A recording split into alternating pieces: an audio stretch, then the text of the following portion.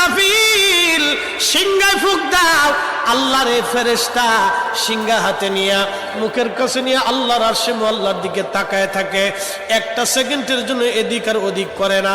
কখন রব হুকুম দিবে সিংহায় ফুৎকার দেওয়ার জন্য, যখন সিংহায় ফুৎকার দিবে কুরআন বলতেছে ইদাস সামাউ ফাতারাত, আকাশ ভেঙ্গে ভেঙ্গে ভেঙ্গে ভেঙ্গে পড়তে থাকবে।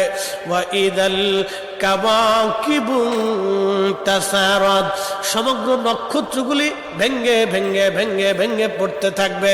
ওয়া ইদাল বিহারু ফুজ্জিরাত, সমুদ্রের তলদেশ উদ্দোলিত হয়ে যাবে, সমগ্র পানিগুলি পৃথিবীর উপরে আছাড় মারবে, আর ধুয়ে পাইলে সব পৃথিবীবাসীকে নিয়ে যাওয়া হবে।